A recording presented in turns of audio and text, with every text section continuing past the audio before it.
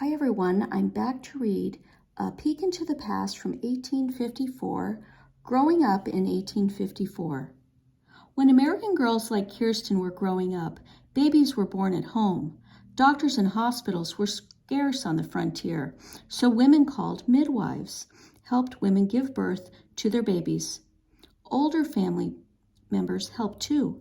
Because people weren't as healthy and didn't know as much about medicine as we do today, it was more dangerous to have babies in 1854 than it is now. Most women had about 7 children, but usually 1 or 2 of those children died. The birth of a healthy baby was something to be thankful for, but keeping a baby healthy wasn't easy. There was very little medicine available on the frontier, so many children died before their 5th birthday from diseases that don't seem very serious today, like chickenpox, mumps, or measles. Frontier homes could be dangerous too. Small children could easily burn themselves on hot stoves or fires. They could fall into uncovered walls or down the ladders or steps that led to cabin lofts and root cellars. But instead of putting up screens in front of open fireplaces or blocking steep stairways, parents taught young children to stay away from these things. They believed that the best way to keep children safe on the frontier was to teach them obedience.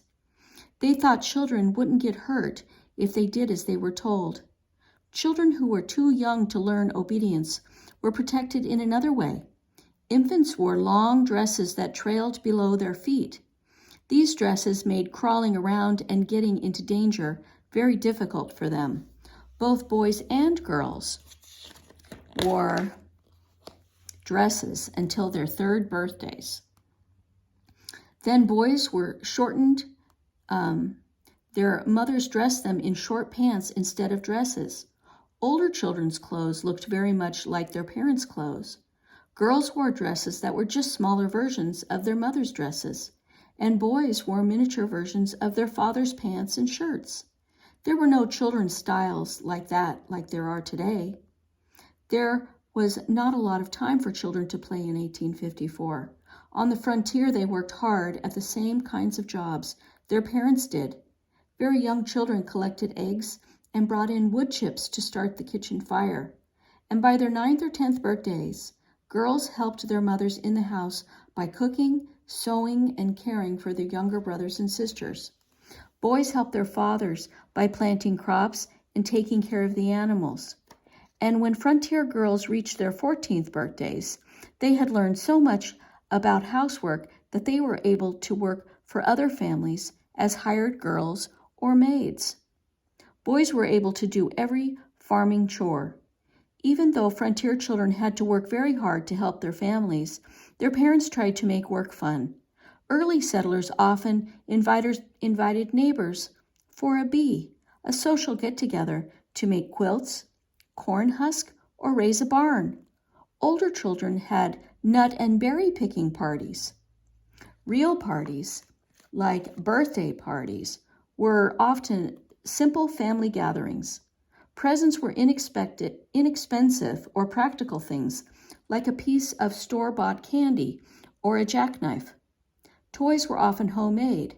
Girls played with rag dolls or dolls made from corn cobs. They learned to sew, making their own doll clothes. Boys made their own bows and arrows, darts, and wooden whistles. Larger playthings like sleds, swings, and seesaws were handmade also. Although Kirsten's childhood sounds strict, she had much more freedom as a girl than she did as a grown-up. In 1854, girls were allowed to show their lively In 1854, girls were allowed to show their lively spirits. They could play and go to school. Women had to control their spirits to be gentle and quiet. They spent their time keeping house and raising children. And by the time she had her 15th or 16th birthday, a girl like Kirsten would be considered a woman. She would stop playing and going to school. She would wear her hair pulled back in a bun, and her skirts would reach the floor.